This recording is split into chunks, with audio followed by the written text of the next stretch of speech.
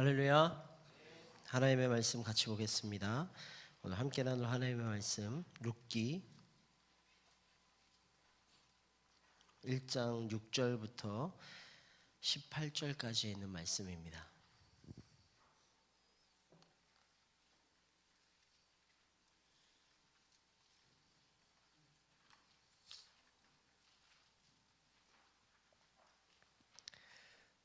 구약성경, 제가 하는 성경은 402쪽쯤에 있는데요.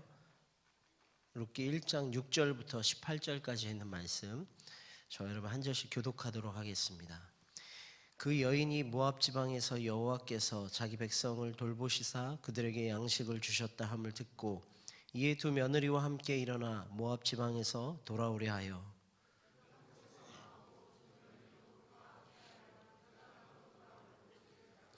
나오미가 두 며느리에게 이르되 너희는 각기 너희 어머니의 집으로 돌아가라. 너희가 죽은 자들과 나를 선대한 것 같이 여호와께서 너희를 선대하시기를 원하며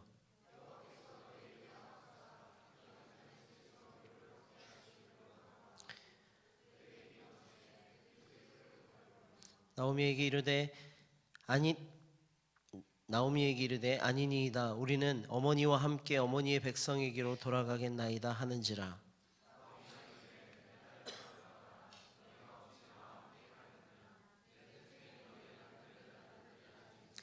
내 딸들아 되돌아가라. 나는 늙었으니 남편을 두지 못할지라. 가령 내가 소망이 있다고 말한다든지 오늘 밤에 남편을 두어 아들들을 낳는다 하더라도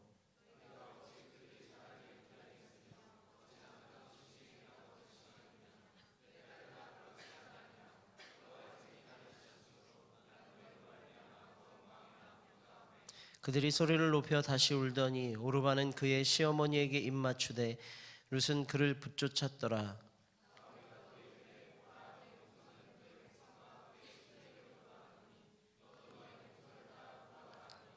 룻이 이르되 내게 어머니를 떠나며 어머니를 따르지 말고 돌아가라 강권하지 마옵소서.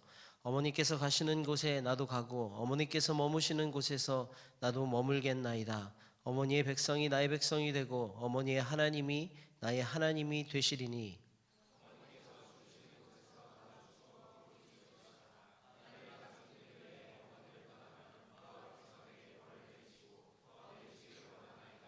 우리 함께 읽습니다. 나오미가 룻이 자기와 함께 가기로 굳게 결심함을 보고 그들에게 말하기를 그치니라. 아멘. 우리 옆에 분하고 한번 인사하면 좋겠습니다. 사랑합니다. 이렇게 한번 인사해 보세요. 네, 사랑합니다. 한 번 더 하겠습니다. 사랑하겠습니다. 이렇게 인사하면 좋겠어요. 사랑하겠습니다. 감사합니다. 여러분 사랑하십니까? 예, 많이 사랑하시나 봐요. 예. 어떤 사랑을 꿈꾸고 계십니까? 여러분 꿈꾸는 사랑은 어떤 사랑이에요? 오늘 사랑에 대해서 한번 우리 말씀을 가지고 같이 나누려고 하는데요. TV 드라마나 영화를 보면 우리의 감성을 자극하는 그런 매우 극적인 사랑 이야기들을 우리가 쉽게 접할 수 있습니다. 예를 들면 이런 거죠. 재벌가의 상속자면서 키도 크고 잘생기고 성품도 좋은 그런 남자가 사회 경험을 목적으로 아르바이트 뭐 이런 걸 하죠. 네, 그러다 누굴 만나죠?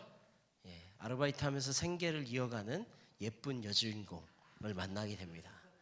예, 보통 이렇게 이야기가 전개되면 뭔가 무거운 짐이 떨어지거나 아니면 오토바이가 확 달려오면서 피하면서 남자 주인공의 품 안에 여주인공이 이렇게 앉게 되고 예, 그럴 때 남자 주인공이 멘트 하나 딱 던지면 아프니 나도 아프다 뭐 이런 거 예. 그러면 이야기가 급속도로 막 발전하게 됩니다. 이거 우리가 아는 사랑 이야기예요. 그러다가 되게 뭔가 난관에 부딪힙니다. 뭐죠? 남자 쪽 재벌가의 어머니가 반대하기 시작하죠. 예, 너 따위가 우리 며느리가 될 수 없다 이러면서 물도 끼얹고 뺨도 때리고 뭐 그런 유의 종류의 이야기들을 많이 들어보셨을 거예요. 결과는 보통 어떻게 됩니까? 그럼에도 불구하고 사랑이 이긴다. 뭐 이렇게 끝까지 둘이 이렇게 떠나든지 뭘 하든지 어쨌든 간에 극적으로 둘이 잘 행복한 결말을 맺게 된다라는 것입니다. 이 보통 우리가 아는 사랑의 내용이에요.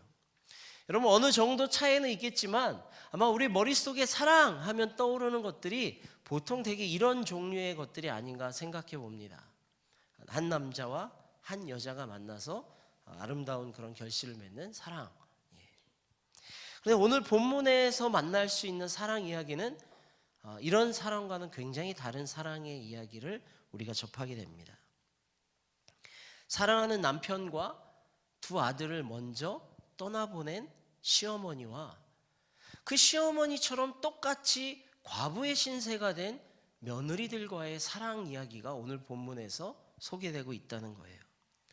여러분 보통 시어머니하고 며느리 경험을 안 해보셨겠지만 이 관계를 우리가 보통 어떤 관계라고 부릅니까? 뭐 좋은 관계라고 이야기할 수 있을까요? 부담스러운 관계입니다. 굉장히 부담스러워요. 아들을 사이에 놓고 갈등도 많이 생기고요. 여러 가지 문제들로 서로 어려운 관계가 이 고부 간의 관계. 그래서 그 안에 갈등이 생기니까 고부 갈등 뭐 이런 얘기들을 많이 합니다. 그럼에도 불구하고 오늘 주인공들은 좀 달라요. 사실은요, 매우 다릅니다. 저는 오늘 이 다른 점에 좀 주목해서 여러분과 함께 묵상했으면 좋겠어요. 세상 사람들과 달리 이 믿음의 백성들로서 비록 어려움에 처한 형편이지만 그럼에도 불구하고 다르다라는 것을 선택하는 이 시어머니와 며느리들 간의 그 관계, 그들의 그 다름, 거기에 집중해서 오늘 본문을 묵상하기를 원합니다. 오늘 본문은 나오미가요, 이제 10년이 넘는 오랜 시간 동안의 모압에서의 삶을 정리하고 고향으로 돌아가는 그 과정을 기록하고 있습니다. 우리가 지난주에 살펴본 것처럼 베들레헴에서 떠나서 모압 땅에 왔는데 축복의 땅인 줄 알고 왔는데 그곳이 하나님께서 심판하시는 곳이었고 결국 아무것도 이루지 못하고 남편 죽고 두 아들 죽고 다시 고향 소식을 듣고 이제 떠나가는 길이에요. 그런 와중에 며느리들과 이 시어머니 나오미가 함께 나누는 대화들을 기록한 내용이 오늘 본문의 내용입니다. 여러분, 나오미가요, 고향의 소식을 듣고 베들레헴으로 돌아가야겠다 결정을 내립니다. 그리고 짐을 꾸려서 투벅투벅 우리가 지난주 살펴본 것처럼 믿음의 선택을 내리고 그 땅으로 다시 돌아가도록 노력을 합니다. 그런데 이것은 나오미의 입장에서 보면 고향으로 돌아가는 거예요. 맞죠? 며느리들의 입장에서 보면 어떻습니까? 자신의 고향을 떠나가는 거예요. 그동안 겪었던 수많은 일들, 자신의 친척들, 친지들, 친구들 혹은 그 땅에서의 추억들, 그것들을 다 내려놓고 10여 년 전에 자기 친의 시어머니가 모압 땅으로 와서 이방인으로 살았던 것처럼 이제는 자기들이 유다 땅 베들레헴으로 가서 이방인으로 살기를 작정하는 일이에요. 그러니까 결코 쉬운 일이 아니다라는 것이죠. 아마 두 며느리의 마음이 굉장히 복잡했을 것 같아요. 여러 가지 고민도 생기고 혹은 불안한 마음도 있었을지 모르겠어요. 성경은 간단하게 이렇게 정리해서 그들의 마음을 요약해서 말씀합니다. 본문 6절 7절 말씀 한번 보시겠어요? 그 여인이 모압 지방에서 여호와께서 자기 백성을 돌보시사 그들에게 양식을 주셨다 함을 듣고 이에 두 며느리와 함께 일어나 모압 지방에서 돌아오려 하여, 여기까지가 우리가 살펴본 내용이고요. 이제 그들의 심정이에요. 있던 곳에서 나오고 두 며느리도 그와 함께하여 유다 땅으로 돌아오려고 길을 가다가, 성경은요 이 복잡 미묘한 두 며느리의 심정을 그저 있던 곳에서 나왔다라는 단순한 표현으로 대신하고 있어요. 그들이 있던 곳에서 나오고, 그리고 이어지는 8절부터 18절까지가 이제 이 시어머니와 두 며느리와의 대화의 내용으로 가득 차 있습니다. 나오미는요 베들레헴으로 가기를 결정했는데 아마 자신을 따라 나온 어머니 함께 가겠습니다 하고 따라오는 이 두 며느리가 참 고마우면서도 마음 한편으로 굉장히 부담스러웠을 것 같아요. 왜냐면 내가 책임지지 못하거든요. 혹은 그들이 보면서 참 불쌍하고 애틋하다 이런 마음이 들었을 것 같아요. 그래서 그 여인들의 헌신과 사랑, 며느리들이 자신을 향한 그 헌신과 사랑에 대해서 감사하면서도 이제 여기까지면 됐다. 너희들은 나를 떠나가라 라는 표현으로 그 며느리들을 돌려보냅니다. 친정으로 돌아가서 새 삶을 살라고 권유하는데요, 8절 말씀에 보니까 이렇게 기록되어 있어요. 나오미가 두 며느리에게 이르되 너희는 각기 너희 어머니의 집으로 돌아가라. 너희가 죽은 자들과 나를 선대한 것 같이, 여기서 죽은 자들은 아버지, 시아버지 그리고 남편들이겠죠. 선대한 것 같이 여호와께서 너희를 선대하기를 원하며 여호와께서 너희에게 허락하사 각기 남편의 집에서 위로를 받게 하시기를 원하노라 하고 그들에게 입맞춤에 그들이 소리를 높여 울며 9절까지 봤습니다. 그렇게 기록되어 있어요.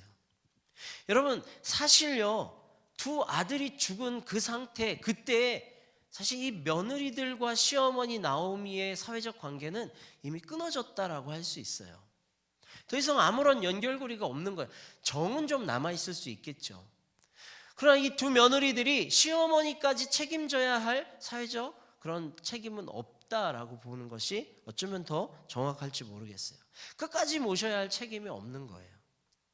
그럼에도 불구하고 그녀들은 이 홀로 된 시어머니 곁에 남기로 결정합니다.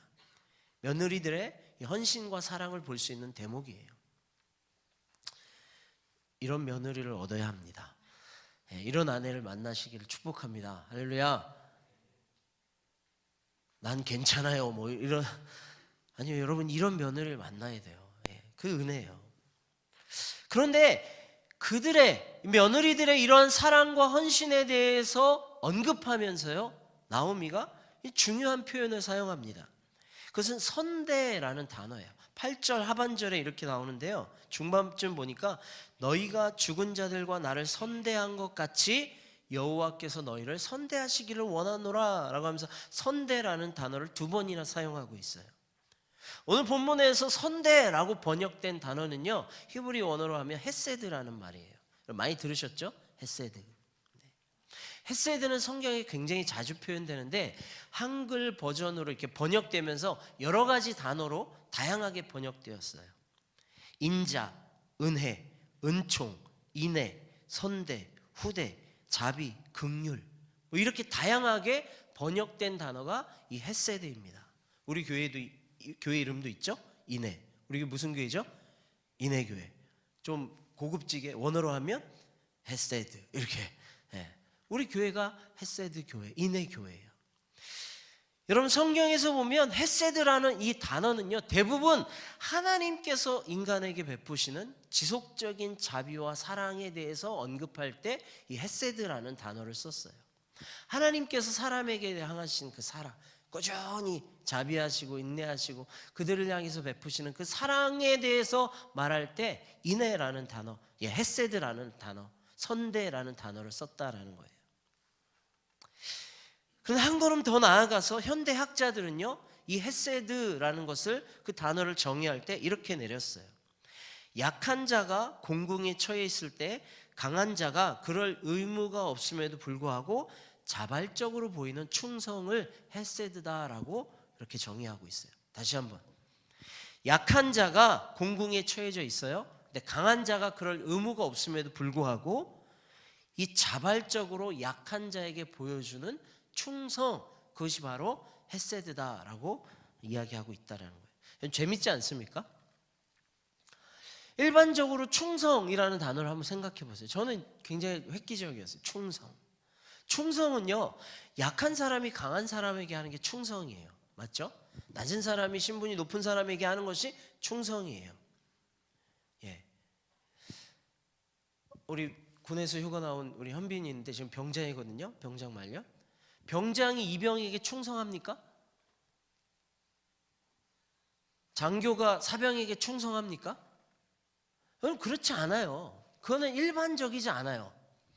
그런데 이 헤세드란 단어가 성경에서 표현되면 약한 자에게 강한 자가 그럴 의무가 없음에도 불구하고 그들을 향해서 충성하겠다라는 의지의 표현, 그것이 바로 헤세드라는 거예요. 성경은요, 하나님께서 약한 인간에게 베푸신 그 사랑에 대해서 이 헤세드라는 표현을 사용하고 있다는 거예요. 그러니까 하나님은요, 우리 인간에게 하등의 이유가 없이 그저 충성할 이유가 없음에도 불구하고 인간을 사랑하셔서 인간의 뜻대로 의지대로 그렇게 해주겠다라고 자신의 뜻을 굽히시는 하나님, 그 하나님으로 묘사되고 있다라는 거예요. 어쨌든 나오미는 인생의 모든 시련과 어려움을 겪어왔음에도 불구하고 그 마음에 따뜻한 그런 다른 사람을 향한 사랑을 잃지 않고 있었음을 우리가 알 수 있게 돼요. 나오미가요, 너희가 나를 선대한 것 같이 여호와 하나님께서 너희를 선대하시기를 원하노라 하면서 너희는 이제 가라, 제 살 길 찾아서 가라 라고 말하고 있는 거예요. 여러분, 나오미의 입장에서 한번 생각해 보세요. 나오미가 이제 먼 길을 혼자 또 가야 돼요. 올 때는 가족들하고 왔어요. 남편도 있었고 두 아들들도 있었어요. 근데 별 걱정이 없을 거예요. 요즘처럼 무슨 KTX 타고 아니면 비행기 타고 그냥 슉 날아가거나 단시간에 가는 그런 걸음이 아니잖아요. 다시 모압 땅에서 베들레헴까지 가려면 몇 날 며칠을 혼자서 그냥 중상집 걸어가는 그 길이에요. 이런 길을 생각할 때 나오미도 사실 두 며느리들과 함께하는 게 좀 좋지 않겠습니까? 말동무도 하고 외로울 때 좀, 혹은 겁나고 두려울 때 그들을 의지할 수도 있고, 아무래도 나이 든 자기보다 젊은 사람들이 빠릿빠릿하고 그러니까 함께 가면 좀 좋지 않겠어요? 그러나 그 마음을 내려놓고 돌아가라 라고 말하고 있다는 거예요. 자기도 지금 힘들지만 자기보다 더한 처지에 있는 며느리들의 입장에서 생각한 거죠. 야, 젊은 날 나는 그래도 아이라도 낳아보고 자식이라도 낳아본 다음에 과부가 됐지만 이 두 며느리들 뭐예요? 자녀도 없고 이방 땅에서 이방 남편 만져서 결혼했는데 그 젊은 나이에 과부가 됐어요. 얼마나 처량해요. 그러니까 그들을 돌려보내려고 하는 겁니다. 이게 며느리들을 향한 나오미의 사랑이에요. 시어머니로부터 돌아가라는 말을 들은 이 두 며느리가 어떻게 행동합니까? 어머니 감사합니다라고 떠납니까? 사실 이걸 기다렸어요. 이렇게 하고 가나요? 아니, 그렇지 않아요. 10절 말씀해 보니까요, 시어머니와 함께 가겠습니다라고 고백해요. 나오미에게 이르되 아니니이다, 우리는 어머니와 함께 어머니의 백성에게로 돌아가겠나이다 하는지라. 대단한 결심이에요. 저 같으면 못할 것 같아요. 사실 어머니, 시어머니 한 명 믿고 그 이방 땅으로 나아가서 정말 다른 환경 가운데 내 미래를 다 맡기는 거잖아요. 어떻게 이런 결정을 내릴 수 있을까요?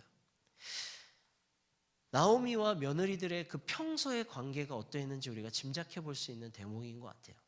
평소에 맨날 이렇게 눈 흘기면서 우리 드라마에서 보는 것처럼 예, 빨래는 했니? 이런 관계였으면 이 며느리들이 시어머니 바로 따라가겠습니다 이렇게 할 수 있었을까요? 못했을 거예요.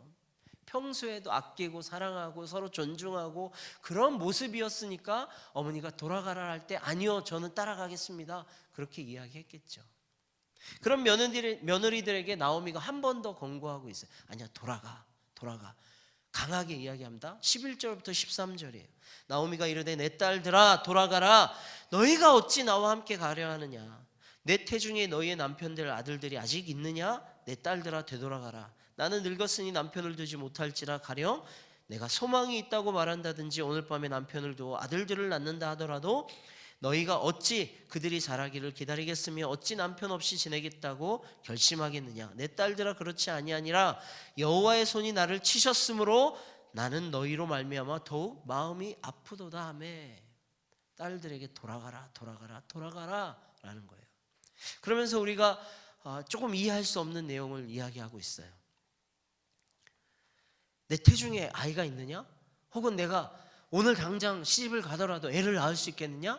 그 아들들을 너에게 줄 수 있겠느냐? 이런 이야기를 해요. 이 본문을 이해하기 위해서 우리는 유대의 법, 규례를 좀 더 자세히 이해할 필요가 있죠. 신명기 25장에 보면 재미난 유대의 법을 소개하고 있어요. 가족 중에 형제들이 있는데 형제 가운데 한 사람이 죽으면 동생이 그 대를 이어야 할 책임이 있어요. 창세기 38장에 그 사례가 첫 번째 등장합니다. 유다라는 사람이 있죠. 예수님의 그 계보의 조상이 됐던 유다. 이 유다가 자녀가 셋이 있었어요. 아들 셋이 있었어요. 첫째 아들이 엘이에요. 엘이라는 아들이 있었는데요, 다말이라는 여인과 결혼을 합니다. 그런데 이 엘이 하는 행동이 하나님 보시기에 좀 옳지 않았던 것 같아요. 그래서 이유는 자세히 설명하고 있지 않는데 성경에 보니까 하나님께서 이 엘이 보시기에, 하나님께서 보시기에 나쁘니까 이 엘을 죽여버리셨어요. 그래서 죽습니다. 다말이요, 자녀가 없는데 남편을 잃어버린 거예요. 오늘 룻기에 나오는 상황처럼. 그래서 이 유다인 아버지가 둘째 아들 오난이라는 아들에게, 야 둘째야, 형이 죽었으니까 네가 형수에게 들어가서 대를 잇도록 해라, 이렇게 이야기합니다. 근데 둘째가 생각을 해본 거예요. 자기가 형수를 통해서 자녀를 낳아도 어차피 내 자식이 아니라 형 이름으로, 형 몫의 아들로 되니까 자기가 그걸 원치 않았어요. 하나님 보시기에 그것도 악했어요. 둘째 아들도 하나님이 죽이셨어요. 세 번째 아들, 어린 아들이었는데 이 어린 아들도 죽을까봐 유다가 잔꾀를 부리죠. 우리 셋째는 너무 어려. 그러니까 다말아, 너 고향에 좀 가 있어. 뭐 이런 얘기들이 소개가 됩니다. 이것을 계대법이라고 이야기해요. 가문의 대를 잇기 위해서 형제들이 대신해서 그 대를 이어주도록 하는 거예요. 혹은 수혼법 이렇게 부릅니다. 좀 어려운 법이지만 그 이야기를 지금 나오미가 며느리들에게 이야기하고 있는 거예요. 야, 내 태중에 자녀가 없어. 더 이상 아들이 없거든.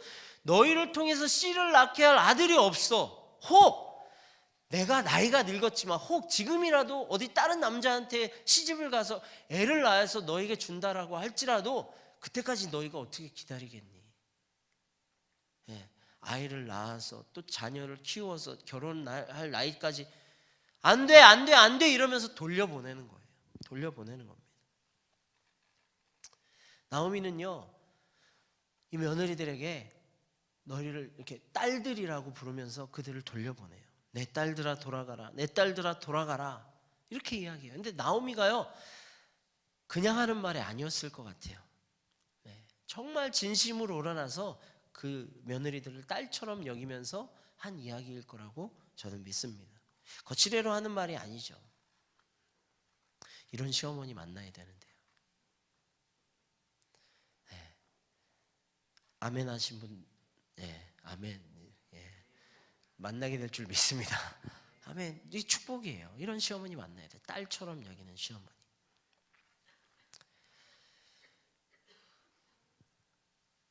여러분들, 이 며느리를 돌려보내는 나오미의 심정도 사실 참 편치 않고 며느리들의 마음도 편치 않았을 거예요. 요즘처럼 멀리 떨어져 있어서 화상 통화를 하고, 아니면 자주 연락을 드리고 뭐 이러는 게 아니에요. 여기서 헤어지면 영영 다시는 못 만날 확률이 99.9%예요. 이렇게 헤어지면 다시는 못 보고 언제 죽는지 사는지 아무것도 모르고 헤어지는 그 순간이에요. 며느리들의 심정도 마찬가지죠.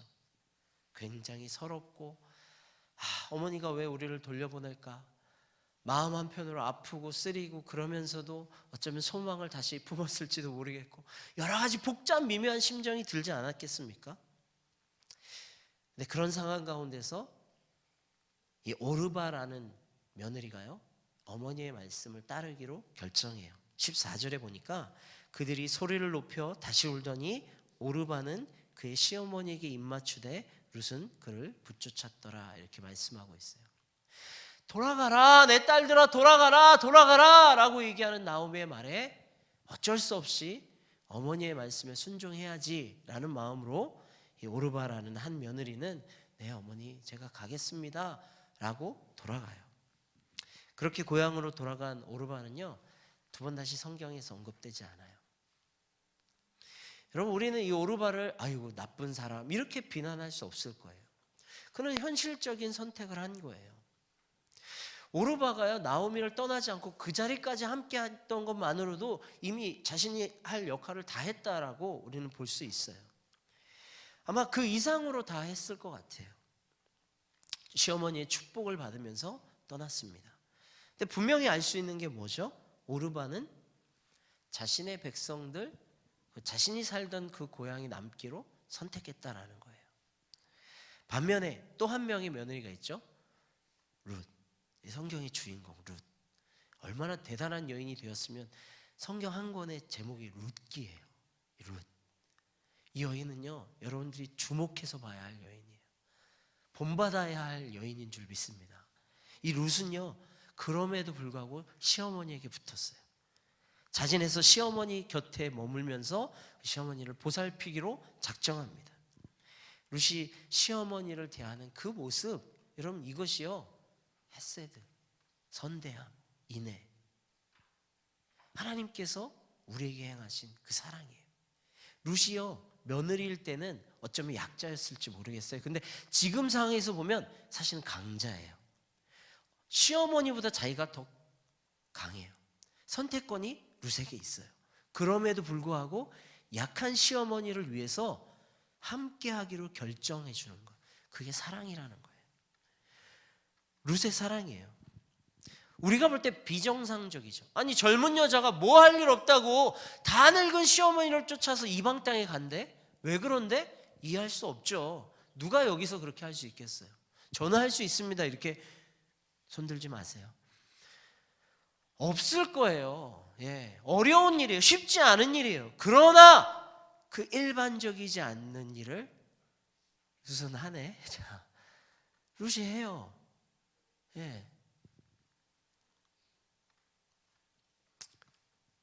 자신에게 남기로 선택한 이 룻에게요 나오미가 한 번 더 선택하면서 그 마음을 돌이키려고 얘기합니다. 15절에 보니까 나오미가 또 이르되 보라 내 동서는 그의 백성과 그의 신들에게로 돌아가나니 너도 너희 동서를 따라 돌아가라. 한 번 더 재차 세 번째로 돌아가 외치고 있습니다. 여러분 그때 이 룻이요 정말 이 룻기에서 가장 감동적인 고백을 이 어머니에게 드리고 있어요. 저는 이 고백이 시어머니 나오미에게만 하는 고백이 아니라 시어머니를 통해서 만난 하나님 앞에 드리는 신앙의 고백처럼 들려요.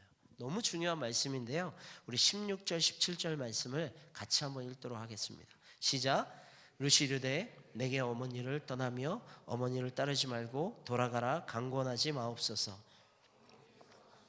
나도 가고 어머니께서 머무시는 곳에서 나도 머물겠나이다.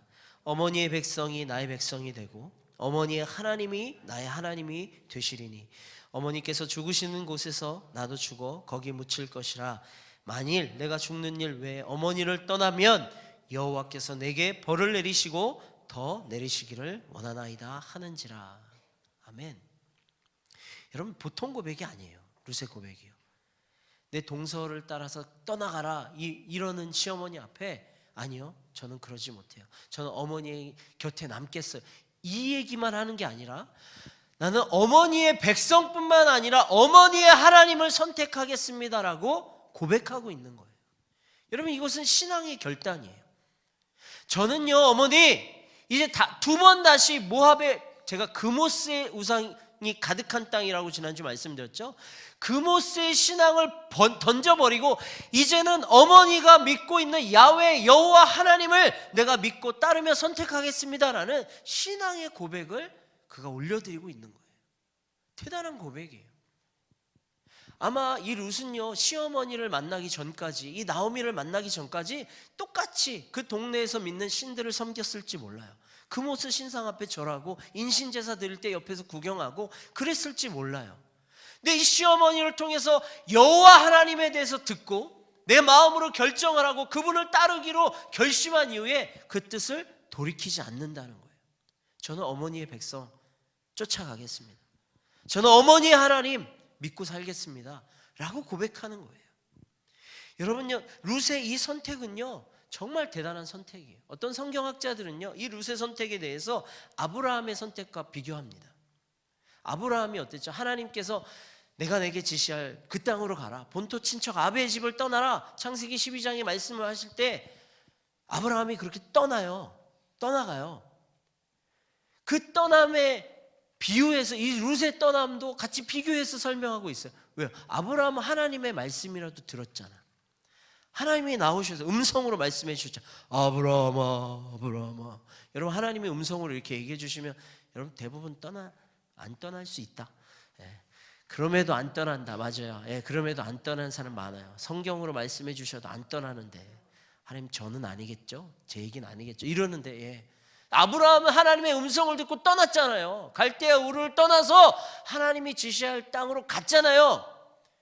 근데 룻은 어때요? 하나님이 말씀해 주셨어요? 아니에요.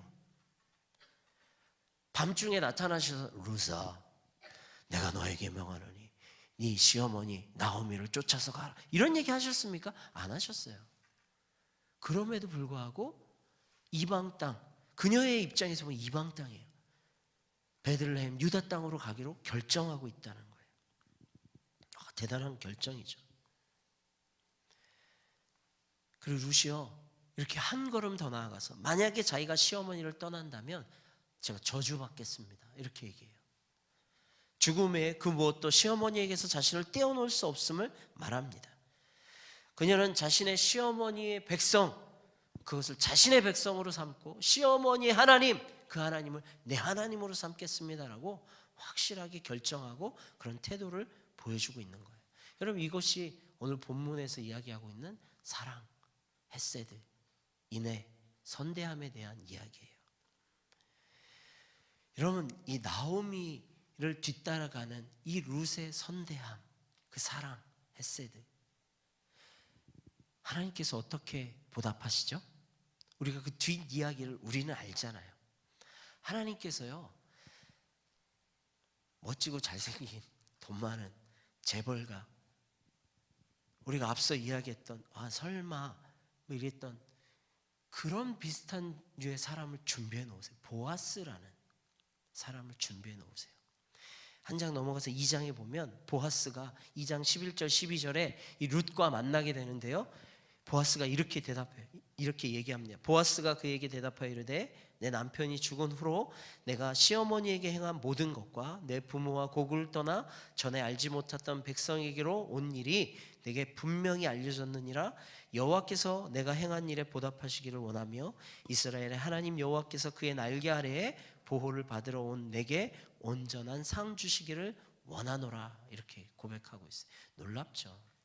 하나님이요, 룻이 시어머니를 선대하기로, 따라가기로 결정한 그 결심, 그리고 실제 그렇게 행한 모든 것을 하나도 놓치지 않고 보고 있었다라는 거예요. 그 소문이 다, 온 동네 다, 보아스도 다 알아들을 정도. 그래서 네가 한 일 다 알고 계셔, 하나님 다 알고 계셔, 하나님께서 너에게 온전한 상 주시기를 내가 원해 하면서 이 보아스가 이 룻을 얼마나 많이 도와주는지 몰라요. 여러분, 하나님은 다 보고 계세요. 우리가 베푸는 사랑을 다 보고 계세요. 우리가 누군가에게 사랑을 베푼다면 하나님께서는 더 큰 사랑으로 우리에게 채워주실 줄 믿습니다. 이것이 성경이 말씀하고 있는 사랑, 헤세드, 인애, 선대함의 스토리예요. 여러분에게 묻고 싶어요. 여러분 주변에 사랑할 만한 사람이 없습니까? 있죠? 없어요? 사랑이 필요한 사람이 있습니까? 없습니까? 정말 사랑 못 받고 자랐구나. 없나요? 여러분 가족 안에, 여러분 부모님, 여러분 형제 자매, 혹은 관계 속에서 친구들, 동료들, 사랑해야 할 사람이 얼마나 많아요. 요즘처럼 사랑이 이렇게 고픈 그런 시대가 없는 것 같아요. 너무 많은 사람들이 외로워해요. 정말 쓸쓸하다, 힘들다, 외롭다, 이런 사람들이요 정말 즐비해요. 이렇게 다양한 오락거리가 있고 재미가 있고 막 즐거운 이런 시대에 정말 수많은 사람들이 우울증에 걸려 있고요, 외로워하고요, 정말 쓸쓸해하는 것들을 바라보면서 참 아이러니한 시대를 우리가 살아가고 있다, 이런 생각을 지을 수가 없어요. 여러분, 눈을 이렇게 옆으로 이렇게 한번 돌려보세요. 우리 청년 공동체 안에도요, 사랑이 필요한 사람이 얼마나 많은지 몰라요. 진짜 많아요. 사실 이 본문을 묵상하는데 제 마음이 정말 편치 않았어요. 제가 새벽에 무릎 꿇고 기도하면 첫 번째 이렇게 기도해요. 하나님, 저한테 사랑할 수 있는 마음을 주십시오. 우리 청년들, 저에게 맡겨주신 청년들을 사랑하는 마음을 주십시오. 이렇게 기도하는데 왜 기도할까요? 잘 안 돼서 그래요. 사랑하는 마음이 사랑한다고 하죠. 사랑하죠. 여러분 사랑합니다. 또 오해하셔서 우리 목사님은 나를 안 사랑하시네, 이렇게 하지만 사랑해요. 사랑하는데 룻이 보여준 것처럼 내 마음처럼 내 삶이, 내 행동이 뒷받침이 안 되니까 그게 저를 너무 힘들게 해요. 하나님, 제가 말로만, 머리로만 이해하고 사랑한다고 감정적으로만 사랑하지 않고 실제 그 감정이 뒤쫓아서 내가 몸으로 행하고 실제적으로 살아가는 그 사랑을 하고 싶은데 그게 잘 안 돼요. 저한테 제 약점 중에 하나예요. 그래서 그걸 늘 놓고 기도하는데 오늘 본문을 대하면서 참 마음이 저도 쉽지 않았어요. 그래, 사랑해야지. 그러니까 막 순간순간 막 사람들이 떠오르더라고요. 이렇게 외로워 지쳐서 이렇게 고개 숙인 그 형제, 그 자매 막 그러면서도 참 쉽지 않아요. 근데 아마 이게 우리 전체의 연약함일 거예요.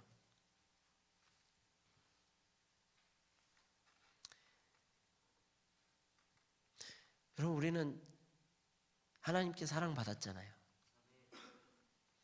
하나님이 이 헷세대의 사랑을 우리를 사랑하셨잖아요. 그런 우리라면 우리도 사랑해야 하는 것이 마땅한 줄 믿습니다. 잘 안 되면 기도해야 돼요. 하나님, 사랑의 마음을 주십시오. 때로 눈물도 흘려야 되고 때로 소리도 쳐야 되고, 그리고 실제적으로 그 사람에게 찾아가서 사랑을 표현해야 돼요. 선대함, 인애, 그게 진짜 사랑이라는 거예요.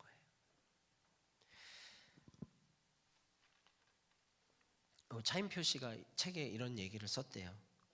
사랑에 대해서 밥은 먹는다고 하고, 잠은 잔다고 하고, 꿈은 꾼다고 하고, 사랑은 뭐라고 하죠? 그냥 한다고 해요. 그렇죠? 이해 잘 어렵죠? 잠 자요, 꿈은 꿔요, 밥은 먹어요. 어떤 추상 명사에 이렇게 행동을 표현하는 동사가 있어요. 근데 사랑은 그냥 한다라는 거예요. 그냥 한다. 다른 게 없이 그냥 한다라는 거예요. 사랑은 그냥 하는 것입니다. 그리고 그는 사랑에 대해서 사랑을 한다는 것은 이런 거다라고 정의를 내렸대요. 사랑을 한다는 건 품어주는 거다. 불쌍히 여기는 거, 함께 울어주고, 오래 참으며 기다리는 거, 위로하는 거, 눈물을 닦아주고, 함께 기뻐하고, 손을 잡고, 이야기를 들어주고, 짐을 나눠주고, 같이 걷고, 허리를 굽혀 안고, 힘껏 안고, 더 힘껏 온 힘을 다해서 안아주는 거, 이게 사랑이다, 이렇게 얘기했다. 그러니까 실제라는 거예요. 실제.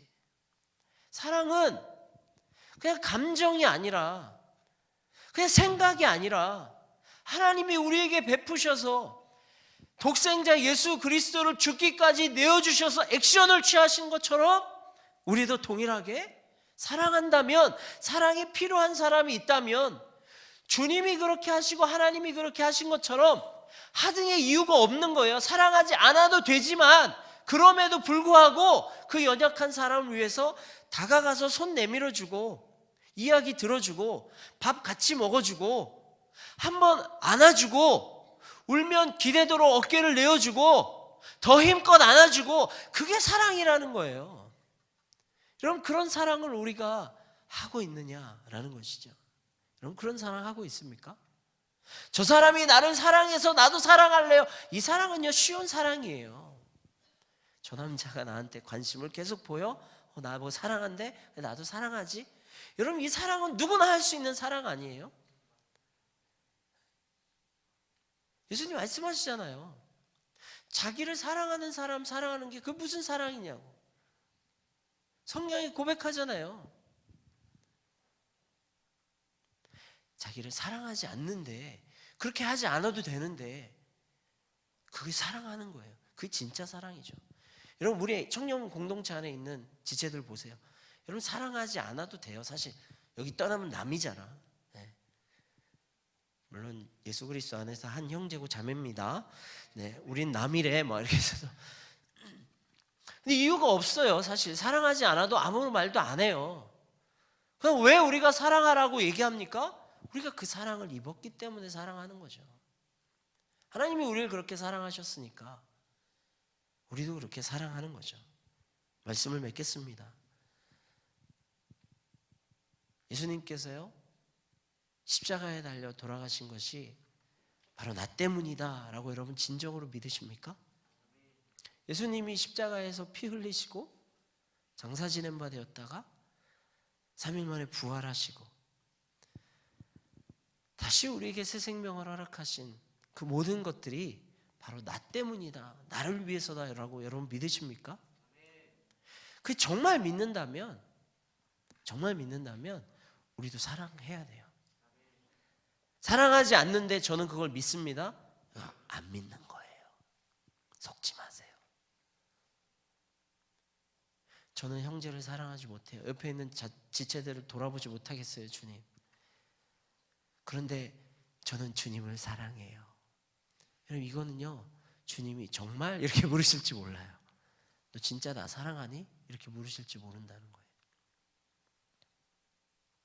주님, 제가 주님을 사랑하는 마음으로 형제를 사랑하고 자매를 사랑하고 이유가 없을지라도 연약한 그 사람에게 다가가서 한마디 말을 건네고 손 한번 잡아주고 밥 한번 같이 먹고 그렇게 하겠습니다. 제가 정말 그렇게 하기를 원합니다. 작정하고 그렇게 행할 때 저 주님 사랑하죠? 이렇게 얘기할 수 있는 거예요. 여러분, 정말 사랑하시는 여러분 되시기를 주의 이름으로 축복합니다. 우리 옆에 있는 분하고 다시 한번 인사합시다. 사랑합니다.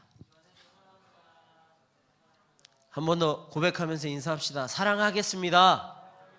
네, 사랑하겠습니다.